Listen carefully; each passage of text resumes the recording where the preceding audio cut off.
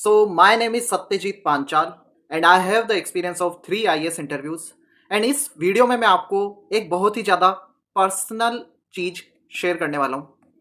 देखो, जब मेरा चाइल्डहुड था तब काफ़ी सारे स्टूडेंट्स की तरह, चिल्ड्रंस की तरह मैं काफ़ी ज़्यादा वीडियो गेम्स खेलता था और जब हॉलीडे रहता था तब तो पूरी नाइट भी मैंने गेम खेला है एंड आप में से काफ़ी सारे लोगों ने खेला होगा। एंड जब मैं अब मेरी पूरी जर्नी को एनालाइज करता हूँ, देन आई फाइंड कि वो जो वीडियो गेम का एक्सपीरियंस था, वो जो माइंडसेट था, उसने डायरेक्टली मेरी यूपीएससी जर्नी में हेल्प करी है। एंड जब मैंने काफ़ी सारे टॉपर्स को एनालाइज करा, तब वहाँ पर भी मैंने देखा कि डायरेक्टली या इनडायरेक्टली वो उन वीडियो गेम्स के प्रिंसिपल्स को, स्पोर्ट्स के प्रिंसिपल को यूपीएससी में सक्सेस के लिए लेवरेज कर रहे हैं। इस वीडियो में मैं आपको उसी चीज के बारे में बताऊंगा and this will change your entire mindset regarding IAS exam preparation. But before that, अगर आप फ्री यूपीएससी गाइडेंस चाहते हो तो उसका लिंक मैंने पिन कमेंट में दे रखा है। You will unlock a lot of resources, free resources for UPSC preparation. Now coming to the topic, how to treat IAS exam like a game and get success. And इस video के end तक I can assure you, आपको वो चीजें पता चलेगी, आपका mindset ऐसा होगा कि आप ये सारे प्रिंसिपल को यूज करके अपनी जर्नी बहुत अच्छी बना लोगे।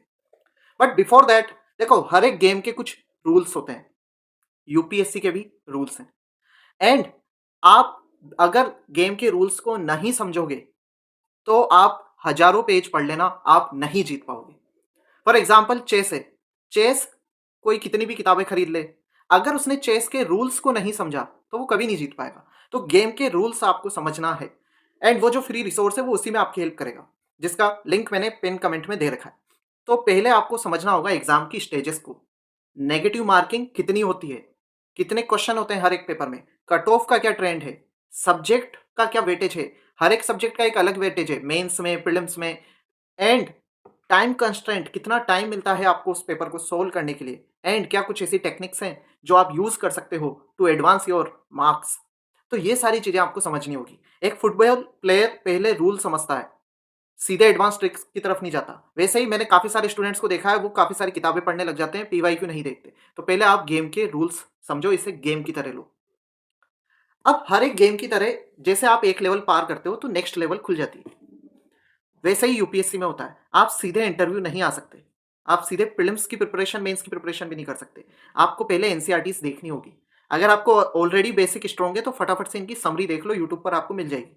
जैसे ही आप ये कर लेते हो, then you can quickly jump to standard books. Standard books के जैसे आपने लक्ष्मीकांत का फर्स्ट चैप्टर पढ़ा, अब उसके बाद में टॉपिक वाइज पीवाईक्यू बुक की मदद से उसके पीवाईक्यू सोल्व करो कि उस टॉपिक से जो जो पीवाईक्यूज आए, whether I am able to solve that or not.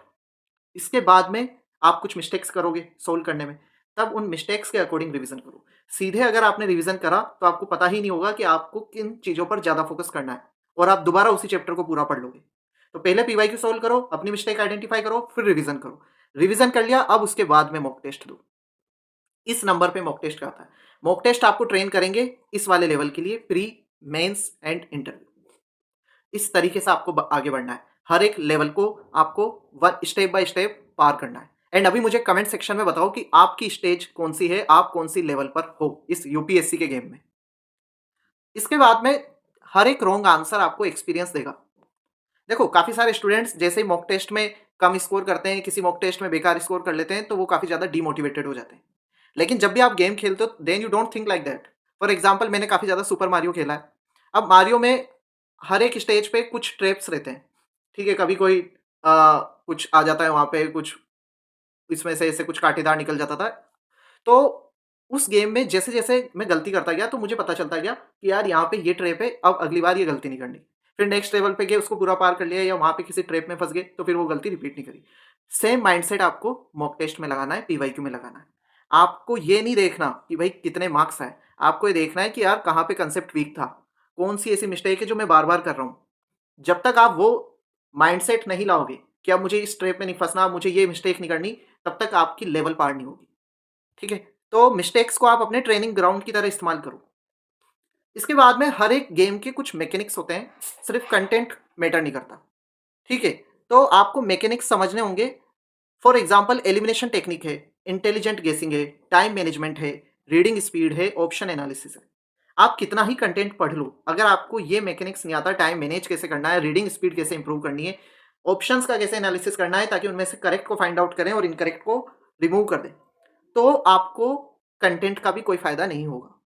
And UPSC prelims 2026 ने तो ये क्लियरली दिखा दिया है कि अब रीडिंग स्पीड कंपोजर बहुत ज्यादा इंपॉर्टेंट हो चुका है, तो इस मैकेनिक्स को आपको मास्टर करना है। एंड ओवरऑल देखो, आपको सिर्फ अपनी इन्वेंट्री, हम क्या करते हैं, हम नोट्स के पीछे, बुक्स के पीछे, इनके पीछे भागते रहते हैं। आप कितनी भी बुक्स खरीद लो, अगर आपका कैरेक्टर, आपकी जो खुद की पर्सनल स्किल्स है वो इंप्रूव नहीं हुई, then you will not see improvement in your marks. तो उसके लिए क्या करना है, उसके लिए आपको रीडिंग स्पीड पे काम करना है। सबके पास में सेम किताबें हैं, लेकिन रीडिंग स्पीड अलग अलग है, कंसंट्रेशन अलग है, डिसीजन मेकिंग अलग है, रिकॉल एबिलिटी अलग है, इमोशनल कंट्रोल अलग अलग लेवल का है। आपको इसको अपग्रेड करना है। एंड ये जो चैनल होगा, यहाँ पे मैं इसी की बात करूंगा, जिसकी बात कोई कर नहीं रहा, आपके ओवरऑल कैरेक्टर को डेवलप करने की, ताकि सेम बुक्स, सेम रिसोर्स के साथ आप वो आउटपुट निकाल सको जो एक प्रीमियम लेवल का हो।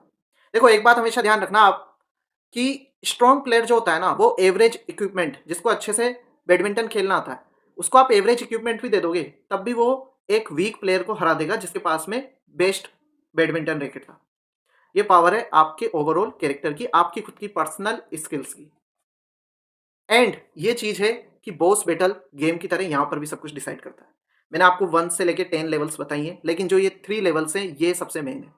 फॉर एग्जाम्पल, मैंने मारियो खेला है तो मैं उसका ही एग्जाम्पल देता हूँ। मारियो में आप पूरी लेवल सारा पार कर लोगे, उसके बाद में एक ड्रैगन आएगा।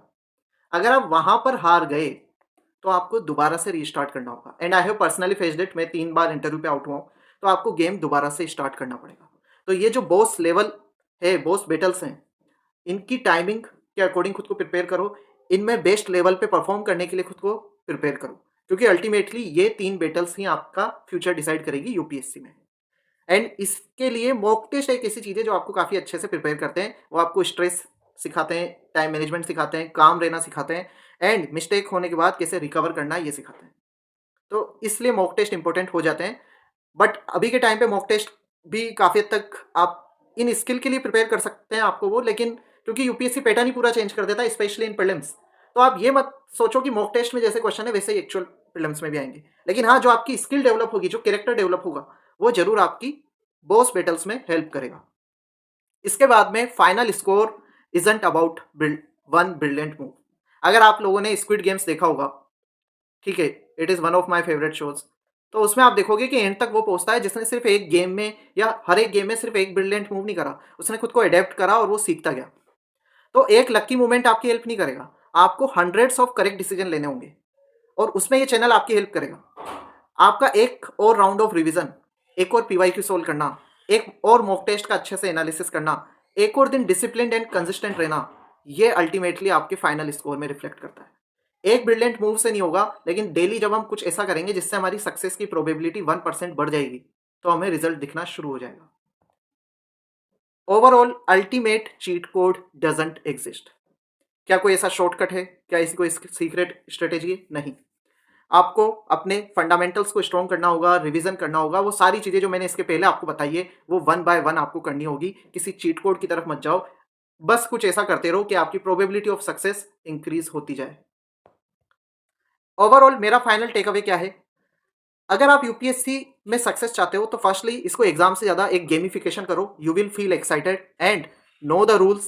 प्रैक्टिस डेलिबरेटली, यानी कि सिर्फ प्रैक्टिस नहीं करना, हर एक प्रैक्टिस सेशन के बाद में ये देखना है कि how can you improve, which things are working and which things needs to be improved.